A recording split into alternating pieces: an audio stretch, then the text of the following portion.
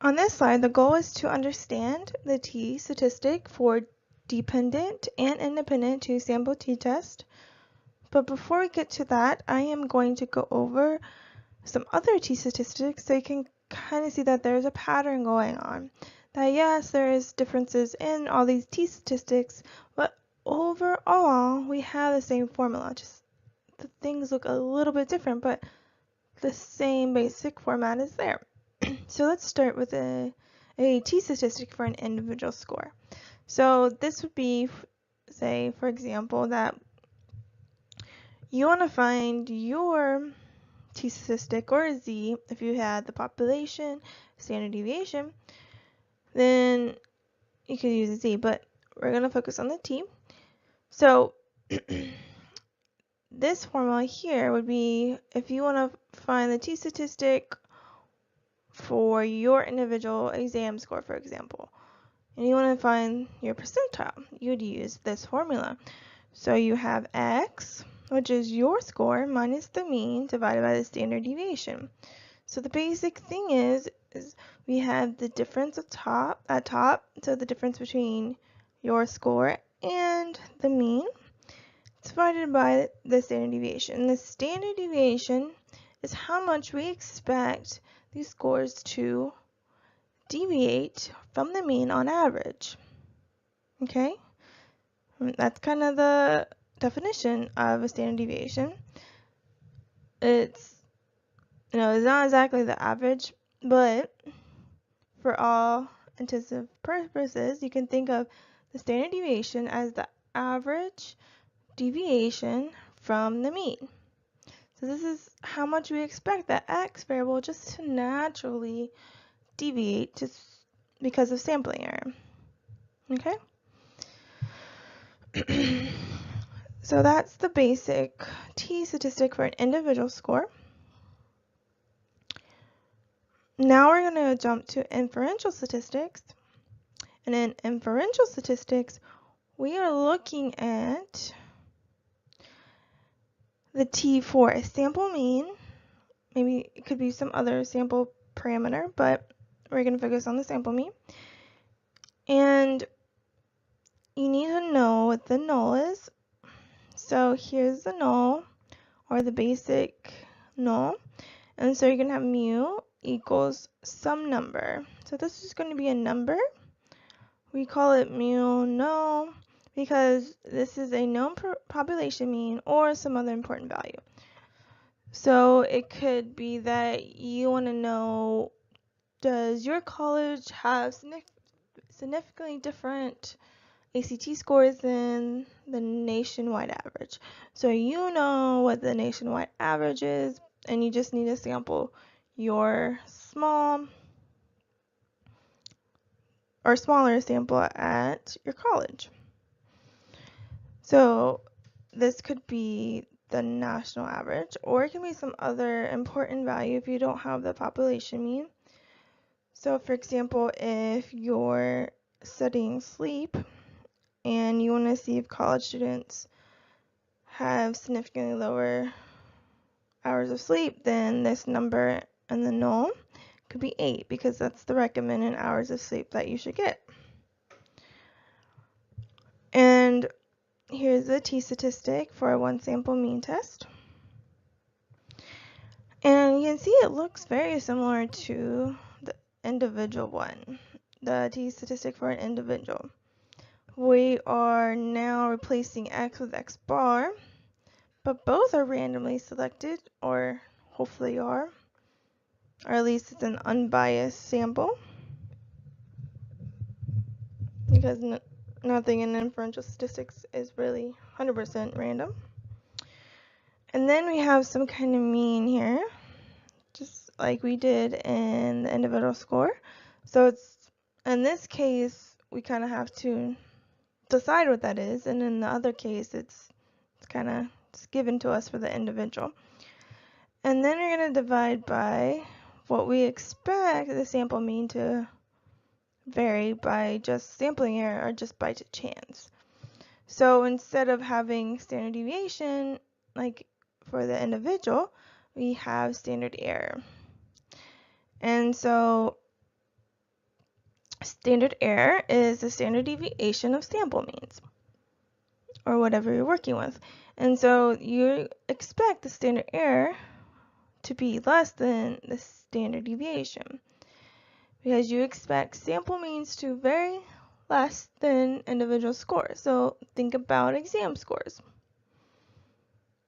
The within variability, so how much individuals vary in a class, is going to range. It could, people are going to fail, some people are going to get A's, and everything in between. So there's going to be a lot of variability there. But if you look at exam averages for each class across the college, there's going to be less variability. They're going to be more around 70 or 80. And if it's a lot lower, then there's probably a problem there. But they're going to be around 80 or so. Very close to 80, hopefully, or maybe 70. But all the sample means are going to be around those numbers. And if you look at individuals, then it's going to be a wider range. And so that's why the standard error is always smaller than the standard deviation. So you have to take in account the sample size. So standard error always takes in account the sample size, and the smaller your standard deviation, the smaller the standard error. And then the bigger the sample size, the smaller the standard error. And we learned about this in the central limit theorem. So if you need to review that, you can go back. Alright, so let's go now to the dependent t-test. And here's our null. So we have mu bar 1 minus mu bar 2 equals 0. So if you subtract these two population means and we get 0, that means there's no difference between them. Okay? And then the corresponding t-statistic is here. And so instead of, we don't have the actual population mean, so we estimate them here with these sample means. And then we subtract 0 here, because that's what we're comparing this to. So you can think of the difference in the sample means as what we're trying to compare to. So you can kind of, what I mean is you can kind of think of them as one thing. So like the difference is what we're trying to see if it's different than 0. So is the difference between the sample means different than 0? So that's why we put it here. So you can think about this x bar 1 minus x bar 2 as just the difference. And then we have standard error here.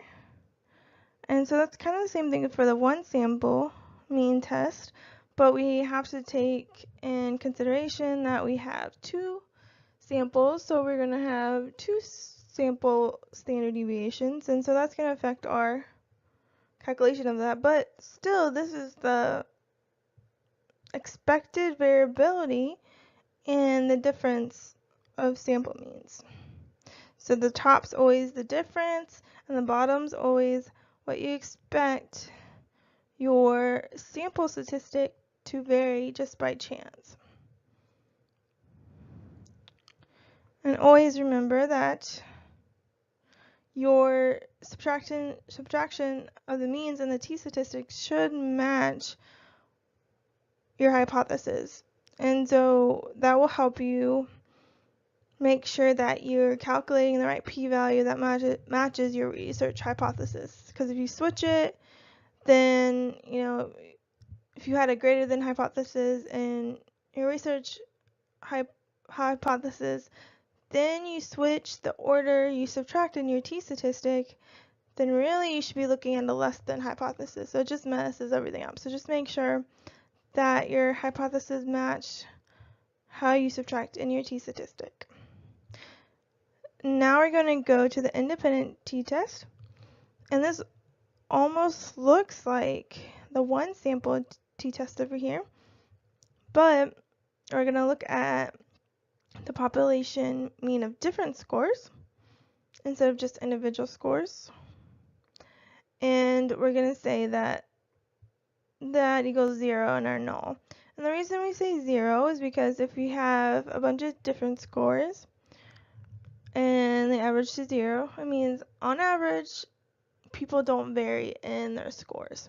So if you have a pre-test of 10 and a post-test of 10, you subtract them, that's going to equal 0, and that means you had no change.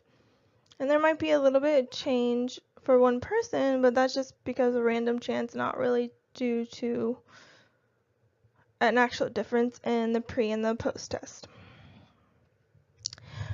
And so we're going to have the same kind of thing here. So we're going to have x bar d because we don't really have mu d. We're estimating it. That's why we're doing inferential statistics.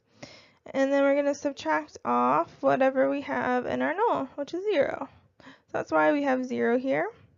In practice, you can not really write these, or the one for the dependent either, but just kind of helps you see the parallel to all these t-statistics. And then again, we have the standard error of the difference score. So this is how much we expect the sample mean of different scores to vary just by chance. So remember, the top is the difference between your sample means or sample mean minus what you have in the null.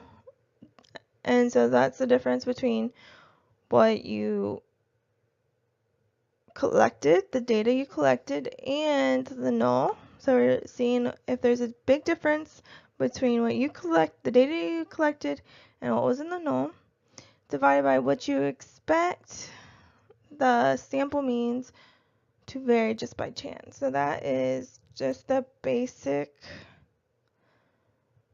formula of a t-statistic. So hopefully you kind of can get some parallels between all the t-statistics here. I'm going to reiterate what I said on the last slide, but a little bit more quickly. So the t-statistics for inferential statistics has a basic formula no matter what kind of test you're doing. So basically we have the t equals what your data says, so either your sample mean or the difference between your sample means minus what you have in the null divided by the expected variability. So that ends up being the difference between your data and null on the top divided by how much you expect the difference in the top to vary just by chance. So if you have a really big t-statistic, it means that the difference between the data and the null are a lot more than you would expect just by chance.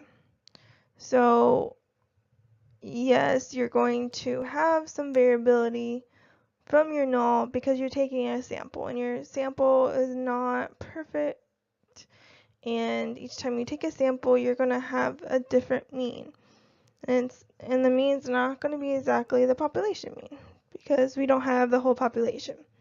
So there is some variability just due to chance, but we want to see if that difference is big enough to kind of be somewhat sure that this difference isn't just due to chance. So if you have a really big t-statistic, that means your data are inconsistent with your null.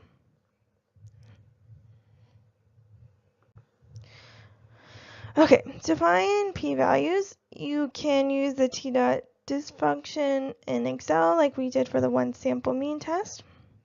For independent tests, you need the degrees of freedom total. Remember, there's 3 kinds of degrees of freedom for independent t-tests, but to find the p-value, use the total degrees of freedom. For dependent t-tests, you just use the degrees of freedom for the different scores, so that's the number of pairs minus 1. Okay, so that shouldn't be too hard. And now I'm going to kind of go over what do p-values mean. So formally, a p-value is the probability of having that sample mean or means or something more extreme given the null is true. Okay, so that's a little bit weird, I know, but that is the real definition of it. It's kind of convoluted, but that's how we have to do inferential statistics if you take a frequentist approach. So basically what that means, if we have low p-values, it means that our sample mean or means is or are inconsistent with the null.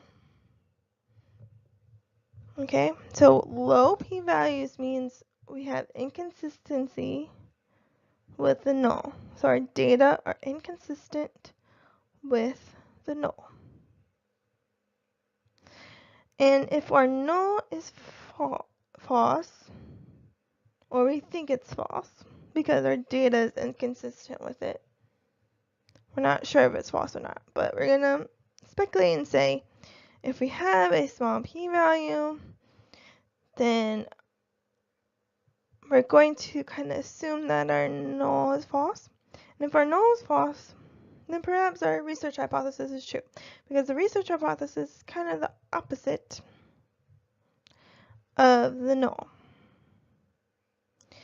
So our p-value is always talking about the null hypothesis and how inconsistent our data is with the null. And then we kind of make this leap, this jump to saying, okay, if our null is false, or we think it's false, then our research hypothesis is probably true. But we're not 100% certain, and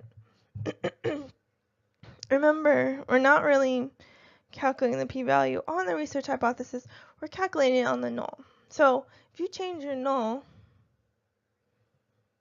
then your p-value is going to change. So for one sample mean test, you could pick different values to go in your null hypothesis, and that is going to change your p-value. And for the two sample test, we assume that we're comparing it to a value of 0, which means there's no difference. So we're just saying, okay, the null is that there's no difference, and we're seeing if there is a difference. We're not saying how big that difference is, we're just saying, yeah, there's probably a difference, but we're not sure.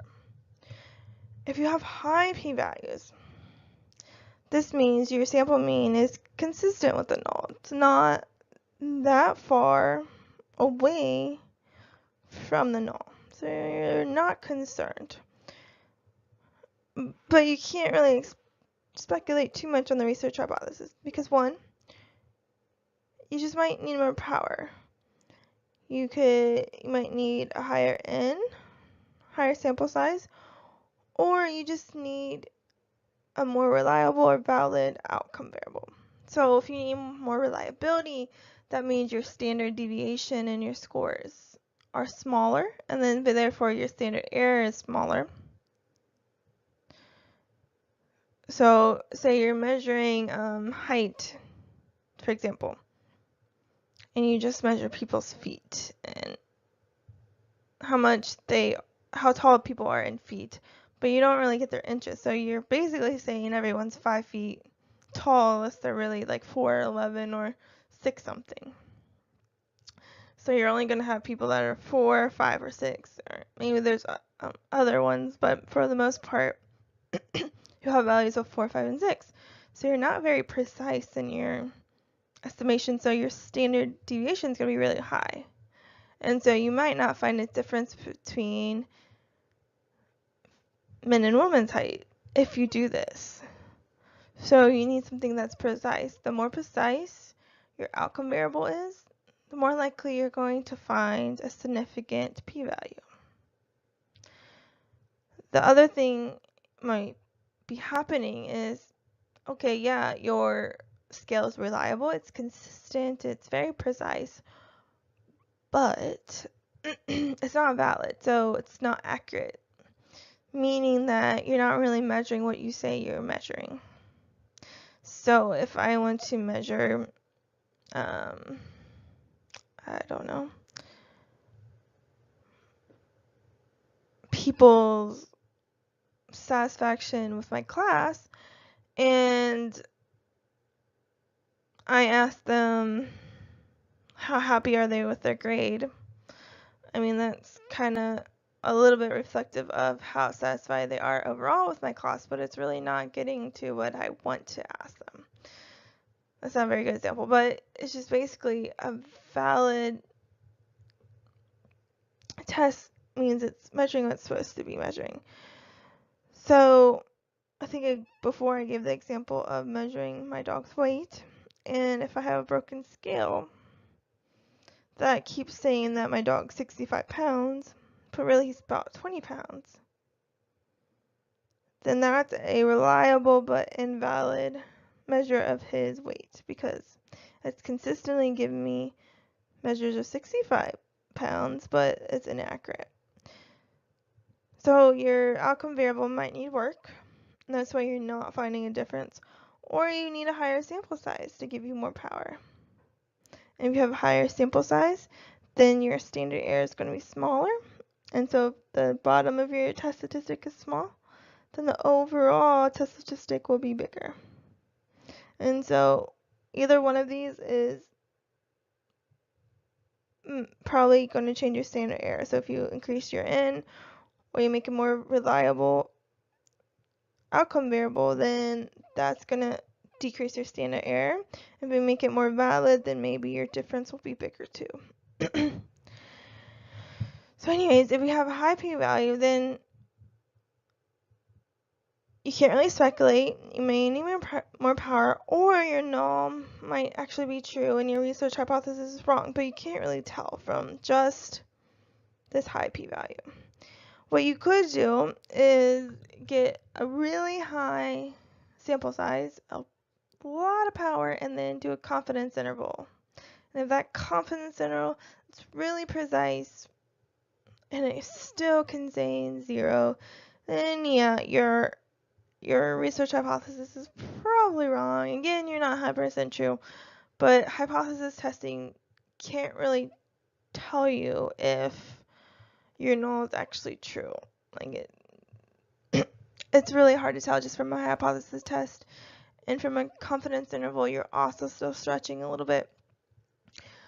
But if you have small n's, you can't really tell if your null is true. But if you have really high sample sizes or a lot of power, and you still don't find a difference, then you can kind of speculate that your null is true. But we won't talk about that too much. Now we're going to talk about conclusion statements, and these aren't too much different than the one sample t-test. So if your p-value is less than your alpha, then you reject the null and find statistically significant support for your research hypothesis. If your p-value is greater than your alpha, then you fail to reject the null and you say there is not statistically significant evidence to support your research hypothesis. Now the research hypotheses, of course, are going to be different than you did in the one sample t-test, but the same basic formula for conclusion statements will stay the same. If you want more specific examples of conclusion statements, please look at the PDF that was provided. Or I'll post another video that goes over those examples and those PDFs.